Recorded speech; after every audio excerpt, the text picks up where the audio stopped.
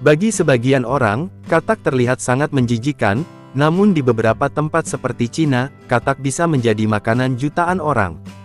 Kali ini Mimin akan mengajak kalian ke dunia budidaya katak yang menakjubkan, tempat jutaan katak dibesarkan dalam skala besar, bukan hanya untuk ilmu pengetahuan atau hewan peliharaan, tetapi sebagai sumber makanan dari pasar-pasar yang ramai di Asia, hingga santapan mewah di Eropa. Katak telah melompat ke dapur dan piring, dengan beberapa negara mengkonsumsi ratusan ton daging katak setiap tahun. Katak merupakan salah satu makhluk paling menakjubkan di bumi, dan mereka sudah ada jauh lebih lama dari yang Anda duga.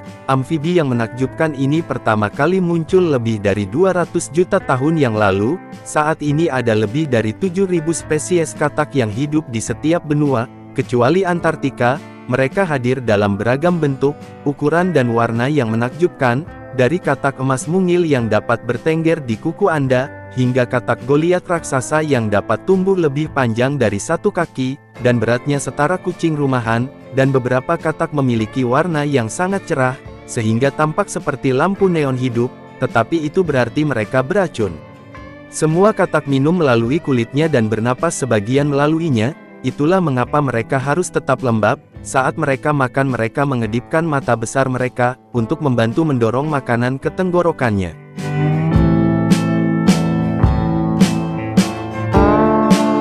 Kalau bicara soal beternak katak, sebenarnya tidak ada pengaturan yang cocok untuk semuanya. Petani menjadi cukup kreatif tergantung pada spesies katak dan kondisi setempat. Ada yang memilih rute terstruktur dengan kandang beton beratap, dan ada juga kolam terbuka besar yang dikelilingi jaring, tempat katak dapat melompat dan bersantai lebih bebas. Di beberapa tempat, Anda bahkan akan melihat katak dibesarkan di tangki berlapis plastik. Namun apapun gayanya, aturannya tetap sama. Jagalah agar semuanya tetap lembab, bertahankan suhu yang stabil, dan pastikan katak tetap nyaman. Budidaya katak mungkin terdengar agak tidak biasa, tetapi sebenarnya ini adalah bisnis yang berkembang pesat di beberapa bagian dunia. Negara-negara seperti China, Vietnam, Thailand, Indonesia dan bahkan di Amerika Selatan, merupakan pemain besar dalam hal pemeliharaan katak. Katak tidak melompat-lompat hanya untuk bersenang-senang, mereka dibesarkan untuk diambil dagingnya, untuk pengobatan tradisional, dan bahkan untuk perdagangan hewan peliharaan atau penelitian ilmiah. Untuk menjaga agar suhu tetap nyaman dan lembab bagi katak, para petani seringkali cukup kreatif dalam menyiapkan peralatan mereka. Banyak yang secara teratur menyiram air melalui kandang, atau membangun kolam kecil, saluran atau bahkan danau buatan mini tepat di dalam kandang. Semua itu agar katak dapat berenang kapanpun mereka mau. Dengan banyaknya katak yang hidup berdekatan, kotoran dan sisa makanan dapat menumpuk dengan cepat, sehingga menjadi lingkungan yang sempurna bagi bakteri dan penyakit. Itulah sebabnya menggosok dan membilas secara teratur menjadi suatu keharusan. Sebagian besar peternakan katak bertujuan membersihkan kandang, setidaknya 1 atau 2 kali seminggu. Katak mungkin terlihat tangguh, tetapi sebenarnya mereka adalah makhluk kecil yang cukup sensitif terhadap penyakit. Di lingkungan yang padat atau tidak terkelola dengan baik, mereka dapat dengan mudah terserang infeksi atau penyakit. Jika hal itu terjadi, petani biasanya mencampurkan obat langsung ke dalam makanan katak, seperti menyembunyikan pil dalam makanan untuk hewan peliharaan. Metode sederhana lainnya adalah melarutkan obat dalam air, dan menuangkannya langsung ke dalam kolam katak, membiarkan katak menyerapnya melalui kulit mereka saat berendam. Mengenai makanan katak, di peternakan sebagian besar mereka diberi makanan pelet yang diformulasikan khusus, terbuat dari campuran tepung ikan, kedelai, vitamin, mineral dan terkadang bahkan serangga yang digiling.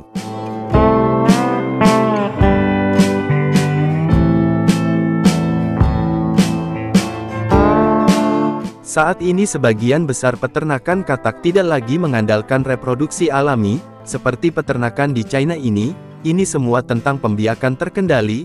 Untuk hasil yang lebih baik, katak jantan dan betina yang berpenampilan terbaik, dipilih dengan hati-hati dan dipisahkan ke dalam keramba apung, atau tangki tertutup. Di sana mereka dijaga agar tetap hangat selama sekitar 4 hingga 6 bulan, yang membantu memicu siklus reproduksi mereka. Di tempat-tempat yang permintaan kataknya sangat tinggi di China, beberapa peternakan bahkan beralih ke reproduksi buatan, agar dapat memenuhi kebutuhan. Alih-alih menunggu katak kawin secara alami, petani secara manual mengumpulkan telur dan sperma dari katak yang sehat, dan membuahinya di lingkungan yang terkendali. Telur yang telah dibuahi kemudian dipindahkan dengan hati-hati ke tangki penetasan khusus, di mana suhu dan kelembaban dipantau secara ketat. Metode ini membantu memastikan tingkat penetasan yang lebih tinggi, dan produksi anak katak yang lebih konsisten, membuat seluruh proses pembiakan jauh lebih efisien dan dapat diprediksi. Jika petani memilih membiarkan katak berkembang biak secara alami, mereka tetap menciptakan kondisi terbaik. Untuk memaksimalkan keberhasilan, mereka biasanya memisahkan pasangan pengembang biakan ke dalam tangki perkawinan khusus, yang jauh dari populasi yang lebih besar untuk mengurangi stres dan persaingan. Tangki ini dirancang untuk meniru lingkungan ideal, hangat, lembab dan aman, yang mendorong katak untuk kawin. Dengan mengisolasi, para peternak mengelola ruang secara ketat. Peternak dapat mengumpulkan lebih banyak telur selama musim kawin, sambil menjaga segala sesuatunya tetap teratur dan efisien. Berudu biasanya dibesarkan secara terpisah dari katak dewasa, untuk memberi mereka lingkungan yang lebih aman dan terkendali. Untuk tumbuh, pola makan mereka juga sedikit berbeda. Mereka diberi pelet makanan yang lebih lembut, dan kaya nutrisi, yang lebih mudah dicerna, dan dikemas dengan nutrisi yang mereka butuhkan untuk tumbuh cepat. Seiring berjalan waktu, berudu mengalami transformasi yang menakjubkan. Pertama-tama mereka mulai menumbuhkan kaki belakang yang kecil, kemudian kaki depan, dan secara bertahap ekor mereka menyusut, saat mereka mengembangkan paru-paru dan mempersiapkan diri untuk kehidupan di darat. Tergantung pada spesies katak dan suhu lingkungannya, metamorfosis dari kecebong menjadi katak dapat berlangsung selama 6 minggu hingga beberapa bulan. Rasanya seperti menyaksikan alam menekan tombol maju cepat pada evolusi. Katak biasanya siap dipanen sekitar 3 hingga 5 bulan setelah menetas, tergantung pada spesies, makanan dan kondisi peternakan. Petani biasanya menunggu hingga katak mencapai ukuran pasar, gemuk, sehat dan berkembang sepenuhnya sebelum mengumpulkannya. Pemanenan dilakukan secara manual dengan tangan, atau menggunakan jaring terutama di kolam yang lebih besar. Di peternakan yang lebih terorganisasi, katak diambil perlahan dari kandang atau tangki, disortir berdasarkan ukuran dan ditaruh dalam peti atau keranjang.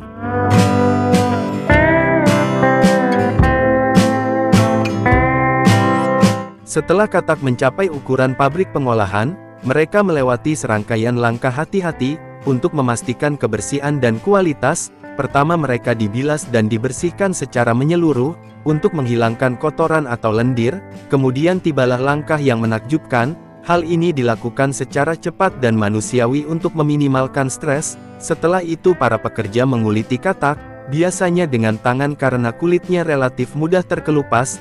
Bagian yang dapat dimakan terutama kaki, kemudian dipangkas dan dibersihkan lagi. Terakhir daging katak didinginkan untuk dijual segar atau dibekukan, dan dikemas vakum untuk diekspor. Setiap langkah ditangani dalam kondisi kebersihan yang ketat, untuk memenuhi standar keamanan pangan, dan siap untuk didistribusikan di pasar atau restoran. Nah, bagaimana pendapat kalian tentang video ini? Dan bagi kalian yang pernah mencicipi daging katak, tolong beritahu kami dalam kolom komentar.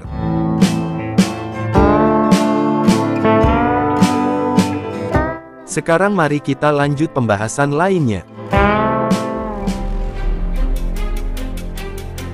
Pada tanggal 26 Desember tahun 2024, langit di atas Chengdu, China, menjadi saksi tonggak penting dalam sejarah penerbangan militer.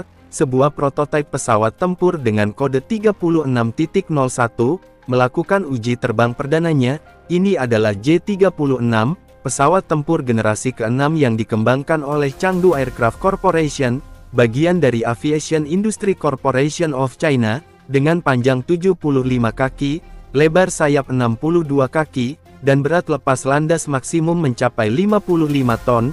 J-36 bukan hanya pesawat tempur terbesar yang pernah diproduksi oleh China, tetapi juga simbol ambisi bangsa, untuk memimpin dunia dalam teknologi penerbangan. Teknologi ini tidak hanya menunjukkan inovasi yang luar biasa, tetapi juga mengungkap visi Cina yang berwawasan ke depan, dalam membentuk masa depan peperangan udara. munculnya J-36 menandai era baru dalam industri penerbangan militer, dengan fitur-fitur unggulannya, mulai dari kemampuan siluman dan kinerja mesin, hingga integrasi kecerdasan buatan. Pesawat ini akan mengawali babak baru dalam operasi udara dan laut modern. Kemajuan ini menimbulkan pertanyaan kritis, tentang bagaimana teknologi penerbangan generasi ke-6, akan mengubah cara negara menunjukkan kekuatan udara dalam dekade mendatang. Tetaplah menonton karena Mimin akan mengajak Anda, menjelajahi teknologi inovatif pesawat J-36, yang akan membentuk kembali lanskap teknologi militer global.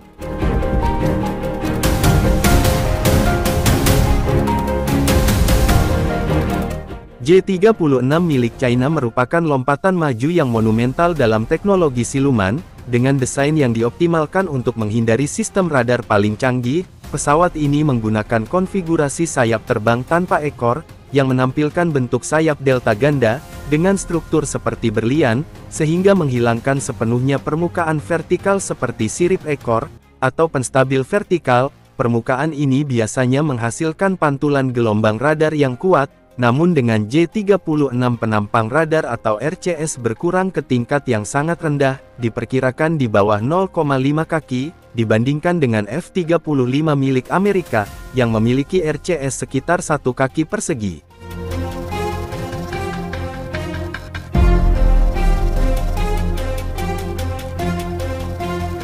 J-36 mencapai kemampuan siluman yang unggul, membuatnya hampir tak terlihat oleh sistem radar X-band dan S-band modern, baik radar darat maupun radar udara. Untuk mencapai tingkat siluman ini, J-36 dilapisi dengan bahan penyerap radar, atau RAM di seluruh badan pesawat, dari hidung hingga tepi sayap. Lapisan ini dikombinasikan dengan cat khusus, menyerap dan menyebarkan gelombang radar, meminimalkan sinyal yang dipantulkan kembali ke sumbernya. Saluran masuk udara mesin yang diposisikan pada kedua sisi perut pesawat, dan pada tulang belakang atas di belakang kokpit, dirancang dengan bentuk melengkung untuk melindungi aliran udara, dan mengurangi tanda-tanda termal. Knalpot mesin juga dirancang untuk menyebarkan gas buang panas, sehingga membatasi deteksi oleh sensor inframerah. Rincian yang diamati dari gambar uji terbang di Chengdu, pada akhir tahun 2024 lalu, menunjukkan perhatian cermat, terhadap pengoptimalan kemampuan siluman yang komprehensif. Luas sayap J-36 yang berukuran 2150 kaki memberikan keseimbangan antara kapasitas muatan, dan kinerja aerodinamis, dengan panjang 75 kaki dan lebar sayap 62 kaki. Desain sayap delta ganda memungkinkan pesawat menjaga stabilitas selama penerbangan supersonik, mulai dari Mach 1,8 hingga 2,0, dengan sayap dibuat dengan sudut sapuan yang bervariasi, mengurangi hambatan di wilayah transit, memastikan kinerja optimal saat beralih dari kecepatan subsonik ke supersonik.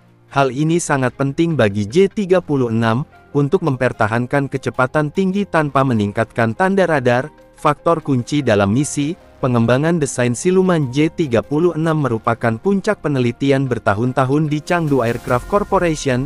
Insinyur memanfaatkan simulasi komputer canggih, untuk menyempurnakan bentuk aerodinamis, ditambah dengan pengujian di terowongan angin modern, untuk memverifikasi kinerja siluman dan stabilitas penerbangan. Fitur yang menonjol adalah penggunaan permukaan kontrol terintegrasi pada J-36, mengganti sirip ekor tradisional yang dikelola oleh sistem avionik canggih. Permukaan ini dikombinasikan dengan teknologi vektor dorong, memungkinkan pesawat mempertahankan stabilitas, dan kemampuan manuver tanpa struktur vertikal, sehingga mengatasi tantangan teknis signifikan dalam desain pesawat tanpa ekor. Teknologi siluman J-36 diperluas untuk melawan sistem deteksi lain, seperti sensor inframerah dan elektrooptik. Material komposit canggih yang digunakan dalam struktur rangka pesawat, tidak hanya mengurangi bobot, tetapi juga meningkatkan ketahanan terhadap panas, memastikan kinerja dalam kondisi yang keras. Desain ini mencerminkan investasi besar Cina, dalam penelitian dan pengembangan yang bertujuan untuk menciptakan pesawat tempur, yang mampu beroperasi secara efektif di lingkungan pertempuran yang kompleks. Dengan konfigurasi tanpa ekor dan teknologi material yang canggih, J-36 tidak hanya merupakan keajaiban teknik, tetapi juga meletakkan dasar bagi generasi pesawat tempur masa depan, yang siap menghadapi sistem pertahanan udara tercanggih. Sistem mesin membentuk inti dari setiap pesawat tempur, dan dengan J-36 China telah meningkatkan teknologi ini ke tingkat yang belum pernah terjadi, sebelumnya menghadirkan kekuatan dan fleksibilitas yang tak tertandingi. J-36 dilengkapi dengan konfigurasi 3 mesin yang unik, desain yang jarang terlihat pada pesawat tempur modern. 2 mesin diposisikan di kedua sisi perut pesawat, dengan pemasukan udara yang dioptimalkan untuk menyediakan aliran udara yang stabil, sementara mesin ketiga terletak di tulang belakang atas di belakang kokpit, yang memiliki pemasukan udara khusus. Daya dorong total sistem ini diperkirakan berkisar antara 40.000 hingga 45.000 pon gaya, memasok daya yang diperlukan bagi J-36, untuk menjalankan misi yang memerlukan kecepatan tinggi, dan jangkauan operasional yang luas. Keunggulan utama sistem mesin J-36 adalah kemampuan jelajahnya yang memungkinkan pesawat mempertahankan kecepatan supersonik, mulai dari Mach 1,8 hingga 2,0, tanpa bergantung pada afterburner. Hal ini menghasilkan penghematan bahan bakar sebesar 20 hingga 30%, dibandingkan dengan mesin yang terus-menerus menggunakan afterburner, memperpanjang daya tahan tempur, dan meningkatkan efisiensi untuk misi jarak jauh. Mesin tersebut mungkin merupakan versi terbaru dari WS-15 yang dikembangkan oleh China, dirancang untuk beroperasi secara andal pada kecepatan subsonik dan superionik, menawarkan fleksibilitas optimal. Sistem kendali dorong yang canggih memastikan keseimbangan di antara ketiga mesin, mempertahankan kinerja, bahkan dalam kondisi penerbangan yang rumit. J-36 juga diperkirakan akan menggabungkan teknologi mesin siklus, gabungan berbasis turbin yang biasa disebut TBCC. Desain ini memungkinkan mesin pusat mengoptimalkan kinerja pada kecepatan supersonik, sementara 2 mesin luar beroperasi lebih efisien pada kecepatan subsonik. Kombinasi ini memungkinkan J-36 untuk bertransisi dengan mulus, antara rezim penerbangan dari lepas landas dan mendarat ke fase penerbangan kecepatan tinggi. Teknologi ini memerlukan integrasi rumit antara perangkat keras dan perangkat lunak, kontrol dengan algoritma yang mengoptimalkan aliran dan daya dorong udara. Untuk memastikan kinerja yang konsisten, pengujian yang dilakukan Changdu pada awal tahun 2025, menunjukkan kemampuan sistem mesin untuk mempertahankan kinerja dalam berbagai kondisi penerbangan. Redundansi yang disediakan oleh konfigurasi 3 mesin merupakan keuntungan yang signifikan. Jika terjadi kegagalan suatu mesin, 2 mesin lainnya mampu menopang operasi pesawat, menjamin keselamatan dan penyelesaian misi. Sistem manajemen mesin menggunakan teknologi elektronik canggih, dengan sensor dan pengontrol waktu nyata, yang memantau dan menyesuaikan daya dorong, untuk meminimalkan risiko ketidakseimbangan. Hal ini sangat penting dalam skenario penerbangan yang menantang, seperti melakukan manuver kecepatan tinggi, atau beroperasi dalam kondisi cuaca buruk. Keseimbangan sistem mesin J-36 merupakan bukti kemajuan industri penerbangan Cina. Insinyur telah berinvestasi dalam laboratorium pengujian, mesin canggih yang dikombinasikan dengan simulasi digital untuk mengoptimalkan kinerja, dan keandalan sistem pendingin canggih diintegrasikan untuk mengelola suhu tinggi yang dihasilkan oleh mesin, memastikan pengoperasian yang efisien dalam jangka waktu lama. Dengan konfigurasi 3 mesin dan teknologi siklus gabungan berbasis turbin, J-306 tidak hanya menghasilkan tenaga yang unggul, tetapi juga menampilkan desain yang inovatif, yang meletakkan dasar bagi pesawat tempur masa depan, yang mampu memenuhi tuntutan peperangan modern yang semakin kompleks. Nah, bagaimana menurut kalian tentang pesawat tempur terbaru China ini? Sekarang mari kita lanjut pembahasan lainnya.